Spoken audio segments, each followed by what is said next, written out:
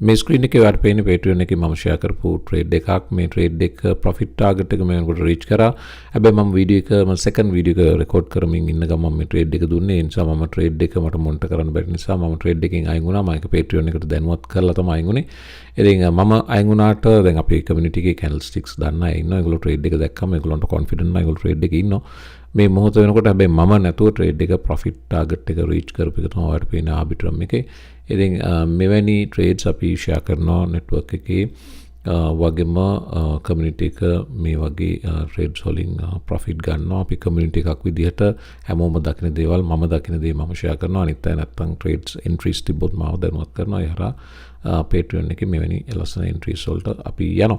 ඉතින් මේ එකට ඔයාටත් සම්බන්ධ වෙන්න අවශ්‍ය නම් මේ වෙනකොට මැසිව් රෙස්පොන්ස් එකක් මේ තියෙනවා. මම ෂෙයා කරපු ට්‍රේඩ් රෙස්පොන්ස් එකක් තියෙනවා Patreon එකට. ඔයාත් ඉන්ට්‍රෙස්ටඩ් නම් ලින්ක් එක තියෙනවා YouTube වීඩියෝ ඩිස්ක්‍රිප්ෂන් බොක්ස් එකේ. ඒ හරහා සම්බන්ධ වෙන්න පුළුවන්.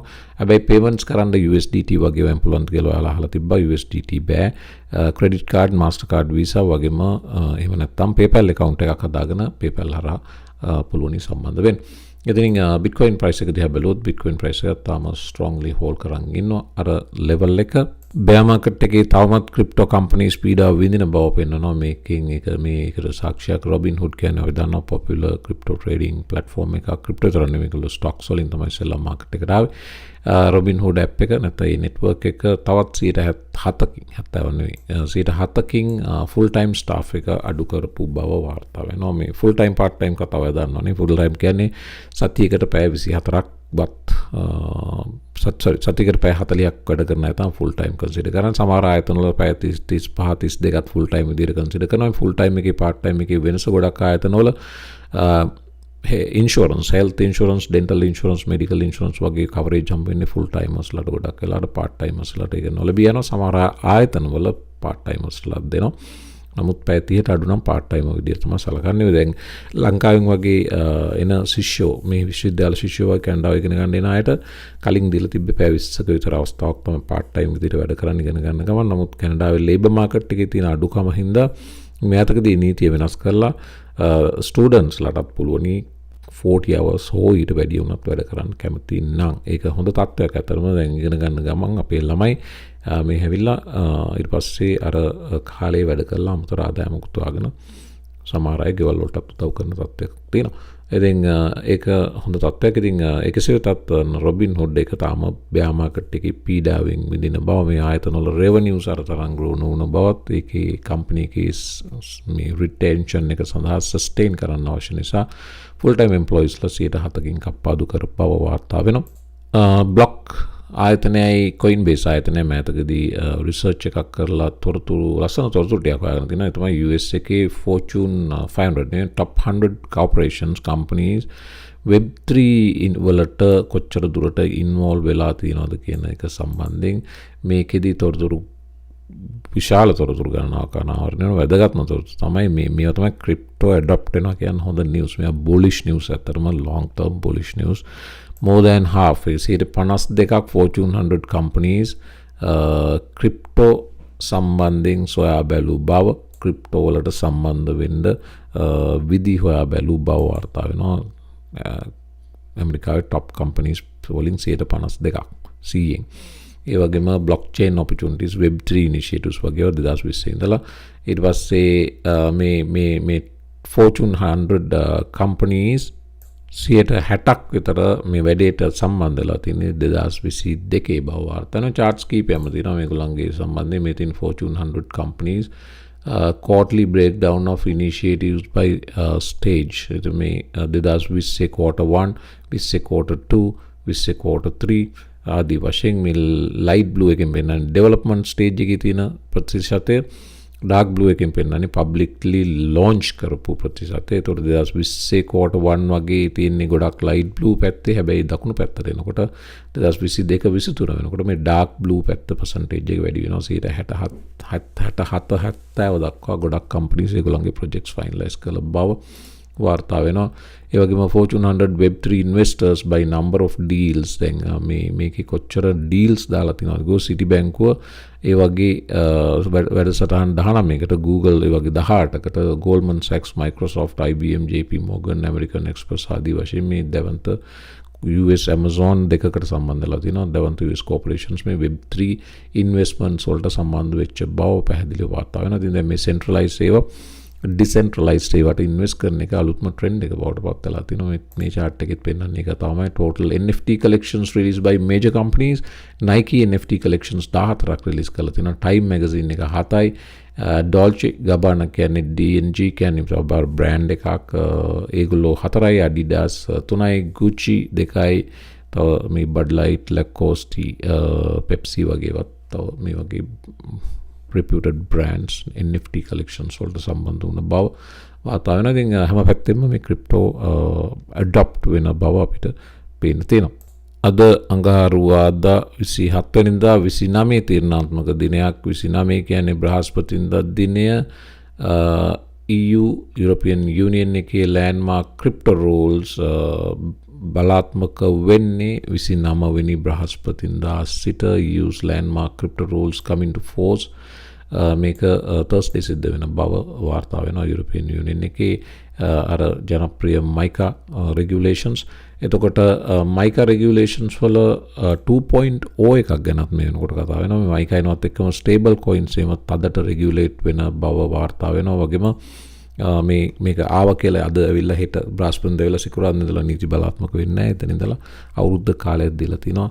ඒ ස්ටේබල් කොයින්ස් වලට එහෙම දීලා තියෙන රෙගියුලේෂන්ස් වලට අවශ්‍ය විදිහට කටයුතු කරන්න යම් කාලයක් දීලා තිනවා. ඒ වගේම MiCA 2.0 එකේදී ඊට වඩා ක්‍රිප්ටෝ රෙගියුලේෂන්ස් ඉන්ට්‍රොඩියුස් කරන්න යන බව ඉන්වෙස්ටර් ප්‍රොටෙක්ෂන් එක වගේ දැන් මාර කලින් පෙන්වෙච්ච චිබි දැක්කනේ. චිබි DeFi ප්‍රොටෝකෝල් එකක්, රග් පූල් එකක්, කස්ටමර් ෆන්ඩ්ස් අරන් අතුරුදන් වෙනවා. ඒවා කන්ට්‍රෝල් වෙනවා. මේ වගේ වෙනකොට මේවා ආපුවම institutions buy නැතුව ක්‍රිප්ටෝ වලට සල්ලි දානවා. ඉතින් මේක ඊටාම හොඳ දෙයක්. හැබැයි ෆයින් ලයින් එකක් එතන ගානට බැලන්ස් වෙන්න ඕන. ඩිසෙන්ට්‍රලයිසේෂන් එක නැති වෙන තරමට රෙගියුලේෂන්ස් එන්න අවශ්‍යත් නැහැ. ඒ වගේම මේ වගේ රග් පූල්ස් ඉන්වෙස්ටර්ස් ලගේ කස්ටමර්ස් ලගේ ෆන්ඩ්ස් අරගෙන හැංගෙන වගේ අවස්ථා ක්‍රිප්ටෝ වල කරන්න ඉඩ දිය යුතුත් නැහැ. ඒ නිසා ඒක අතරමැදි තැනකට මේ රෙගියුලේෂන්ස් එන එක හොඳයි. පසුගියදා Binance එකට ඔස්ට්‍රේලියාවේ බැංක් වලින් තිබ්බ fiat on ramp service එක නැත්නම් Binance exchange එකට සල්ලි ගේන්න බැංක් වලින් දීලා තිබ්බ සේවාව අත්හිටෙව්වා. Binance එක චෝදනා කරනවා මේ මාසේ මේ cut off එක සිද්ධ කරන්න Binance එකට at least solution එකක් හොයාගන්න දවසක්වත් දුන්නේ නැහැ කියලා. මධ්‍යම රාත්‍රියේ කතා කරලා මේ තත්ත්වය සඳහන් කළ බව, හෙට ඉඳලා මේ සර්විසස් නැති කරන බව සඳහන් කළ බවත්, ඒ වෙනකොට තිබ්බේ අන්තම් පැය 12ක කාලයක් පමණක් බවත් චෝදනා කරනවා. Binance එක චෝදනා කරලා තියෙනවා. Binance Australia head Ben Rose තමයි මේක කියලා තියෙන. ඉතින් මේ තත්ත්ව නිසා Binance අතිශයින් අපහසුතාවයට පත් වුණා. මම හිතන්නේ තවමත් fiat on ramp service එකක් ඔස්ට්‍රේලියාවේ Binance එකට සල්ලි දාන විදියක් හොයාගෙන නැහැ. මේ සම්බන්ධයෙන් අපේ ඔස්ට්‍රේලියාවේ කමියුනිටි එකේ දන්න කෙනෙක් ඉන්නවා නම් කමෙන්ට් සෙක්ෂන් එකේ දාන්න අලුත්ම තත්ත්වය මොකක්ද කියලා අනිත් අයට දැනගන්න. මේක තමයි දැනට අපිට ආරංචි වෙන තත්ත්වය Binance එකේ. ඔයගොල්ලෝ Gala chart එක ගැන අහලා තිබ්බා. මේ තියෙන Gala වල තත්ත්වය Gala පසුගිය රිලීෆ් රැලි එකකින් පස්සේ නැවත හිටපු තැනටම ආවිල්ලා වැටුණා 7.181ට. ප්‍රයිස් එක පසුගිය දින කීපේ පොඩ්ඩක් උඩට ආවත් නැවත වීක්නස් එක පෙන්නනවා. මේ තියෙන්නේ Gala daily strong bullish candles එකක්වත් නැහැ. මට නම් පේන්නේ මේ overall down trend එකේ පොඩි pull back එකක් බව තමයි. සාමාන්‍යයෙන් rally එකකට යනවා නම් strong green candles අවශ්‍යයි. මේක අපිට පේනවා මේ වගේ drop එකක් වෙනවා. ඊට පස්සේ pull back එකක්, නැවත drop එකක්, පොඩි දුර්වල pull back එකක්, නැවත sudden drop එකක්, ආයමත් පොඩි dodges වලින් උඩට යනවා. මේක ඊළඟ ස්ටෙප් එක නැවත මේ බොටම් එකට එන්න උනත් පෙරින්නේ Gala වල. ඉතින් Gala පම්ප් වෙන්න නම් ඉතිරියම් ස්ට්‍රෝං පම්ප් එකක් අවශ්‍යයි. Bitcoin price එකත් එක්ක තාම ඒ දේ සිද්ධ වුණෙත් නැහැ. නමුත් මේක network එකක් විදිහට leading gaming network එකක් අපි ඒක දාන්න. ඉතින් ඒ නිසා long term accumulate කරන අයට Gala මේ පසුගිය දවස්වල හොඳ opportunity එකක් දුන්නා. දැන් නම් price එක ටිකක් උඩට ඇවිත් තියෙන. ඉදිරියේදී සමහරට නැවත මේකේ opportunity එකක් එන්න පුළුවන්. watch කරන්න Gala. මතක තියාගන්න මේ කතා කරන්නේ සිග්නල්ස් නෙවෙයි. මම ෆයිනෑන්ෂල් ඇඩ්වයිසර් කෙනෙක් නෙවෙයි. වාගේ ඕන් රිසර්ච් කරන්න. සල්ලි රිස්ක් කරනවා නම් සහ වෙන කවුරුත් කිව්වට සල්ලි දෙන්න යන්නත් එපා. ඔයාගේ අතේ තියෙන සල්ලි අනුන්ට දෙන්න එපා. ඔයාගේ අනාගතය ඔයා තීරණය කරන්න ඕන. ඒ නිසා සල්ලි රිස්ක් කරන්න කලින් ඔයා ඩිසයිඩ් කරන්න ඕන. වෙන කාටවත් වෙන කාගේවත් කියන ඒවා අහලා ඔයා සල්ලි දාන්න එපා. YouTube වීඩියෝ එකක ඇහුණා කියලා සල්ලි දාන්නත් එපා. මේ මොහොත වෙනකොට ක්‍රිප්ටෝ සෙන්ටිමන්ට් එක බැලුවොත් ඊයේ 55යි අද නැවත 59ට ඇවිත් තියෙනවා. ඉම්ප්‍රූව් වෙලා තියෙනවා ග්‍රීඩ් පැත්තට. ස්ටොක් මාකට් එක තව පටන් ගන්න අපි බලමු රිෆ්‍රෙෂ් කරලා බැලුවොත් පටන් ගන්න හරියටම පැක් තියෙනවා. මේ වෙනකොට ග්‍රීඩ් ටෙරිටරි එකේ තිබ්බත් එක්ස්ට්‍රීම් ග්‍රීඩ් එකෙන් ඩ්‍රොප් වෙලා තියෙනවා ස්ටොක්ස්. හැබැයි සහ මේ දෙන්න දැන් ඕල්මෝස්ට් කපල් වෙලා තියෙනවා, ඩීකපල් වෙලා තිබ්බේ. ග්‍රීඩ් එකේ ඉඳලා 78 ඉඳලා 72ට ස්ටොක්ස් S&P 500 වැටෙනකොට ක්‍රිප්ටෝ 49 ඉඳලා 59 දක්වා ඉම්ප්‍රූව් වෙලා තියෙනවා. දැන් මේ දෙන්න අතර තිබ්බ පරතරය අඩු වෙලා තියෙනවා. දෙන්නම ඉන්නේ එකම zone එකේ. මෙයත් ග්‍රීඩ්. එතකොට අපිට පේනවා දැන් sentiment එක align වෙලා තියෙන බව. දවසේ economic news කීපයක් රිලීස් වෙන නියමිතයි. මේ වෙනකොට එකක් දෙකක් already release වෙලා තියෙනවා. මම හිතන විදිහට durable goods orders release වෙන නියමිතයි. දැන් රිලීස් වෙලා විනාඩි කීපයක්. ඊළඟට S&P S&P Schiller Home Price Index එක, ඊට පස්සේ consumer confidence එක 10ට Eastern time එකේ මේ news අද දවසේ රිලීස් වීමට නියමිතව තියෙනවා. මේ මොහොතේ Bitcoin price එක බැලුවොත් Bitcoin price එක slightly drop වෙලා තිබ්බත් තාමත් breakout එක සාර්ථක breakout එක වෙලා තියෙනවා. ඉතින් බලමු ඉදිරියේදී market open එකත් එක්ක මෙතන මේ පොඩි retest වීමක් දැන් මේ මොහොතේ සිද්ධ වෙන බව පේන්න තියෙනවා. මේ retest වීමෙන් පස්සේ අවසාන red candle එකට උඩින් green candle එකක් ආවොත් price එක නැවත වතාවක් ඊළඟ level එකට pump වීමේ ලොකු ඉඩකඩක් තියෙනවා. ඒ නිසා watch එකේ ඉන්න මෙන්න මේ level එකට at least watch එකේ ඉන්න. මෙතන පොඩි consolidation එකක් එන්න පුළුවන්. ඊට පස්සේ තමයි price එක change එකක් වෙන්නේ.